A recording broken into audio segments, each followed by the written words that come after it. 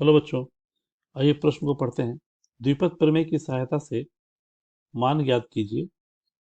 √2 जोड़ 1 का घात 6 जो √2 घटाओ 1 का घात 6। तो दोस्तों, इसके लिए हमारे पास क्या मुख्य अवधारणा है, ये देखें। मुख्य अवधारणा के आधार पर हम अपने प्रश्न को हल करेंगे। सबसे पहले द्विपद प्रमेय का विस्तार। द्विपद प्रमेय का a जोड़ x का घात n, इसे हम लोग लिख सकते हैं NC0 a का घात n, NC1 a का घात n घटाओ 1x, NC2 a का घात n घटाओ 2x², NC3 n-3x³ जोड़ NC4 a का घात n घटाओ 4 x का घात 4, और इसी प्रकार NCn x का घात n। इसे समीकरण 1 कहा जाए। पुनः a घटाओ x का घात n, ये हो गया NC0 1 का घात n, NC1 a का घात n घटाओ 1x, NC2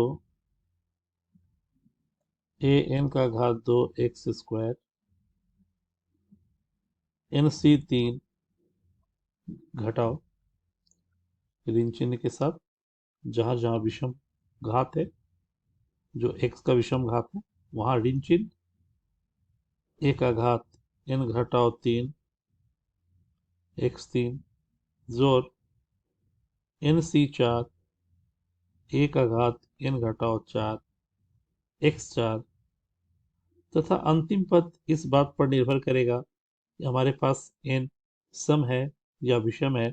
अगर सम है तो जोड़ के रूप में, विषम है तो घटाव के रूप में NCn x का घात n। ये समीकरण 2। यदि चाहे तो हम लोग इन दोनों को जोड़कर इसके मान को निकाला जा सकता है इस प्रकार। मुख्य अवधारणा में ही a जोड़ x का घात n जोड़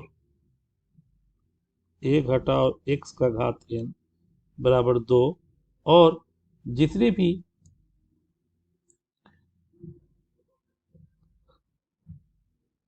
पहले, तीसरे, पांचवें टर्म है उन सबों को लिख सकते हैं, क्योंकि दूसरे चौथे टर्म कटते चले जाएंगे। तो ये हो जाएगा NC0 a का घात n जोड़ NC2 a का घात n घटाओ 2 x का घात 2, NC4 a का घात n घटाओ 4 x का घात 4 जोड़ NC6 a का घात n घटाओ 6 x का घात 6, एंड इसी प्रकार हम लोग इसके विस्तार को लिख सकते हैं।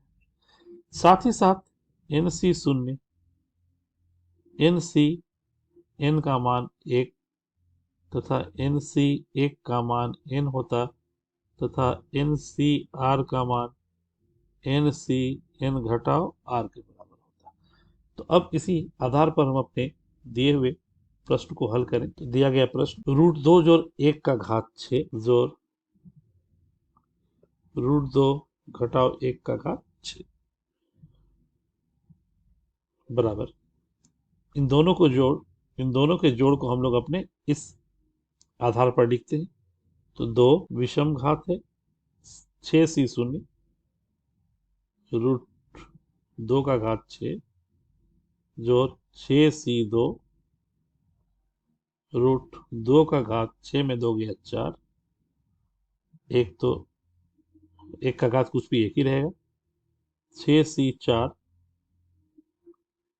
√2 का घात 2 जोड़ 6C6 गुने एक, 6 4 2, 2 के बाद इसके बाद एक बार आता 5 में, तो वो खट खत्म ही हो गया, और लास्ट में एक।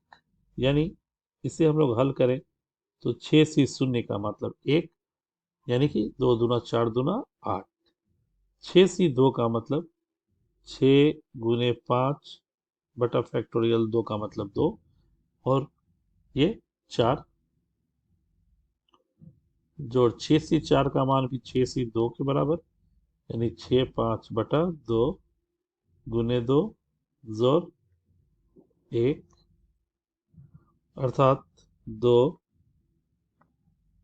8 जोड़ 2 दूना 4, 5 दूना 10 60, जोड़ 6 पंचे 30, जोड़ 1, 60 30 90, 9 99, यानी 2 गुने 99, जो उत्तर के रूप में हमारे पास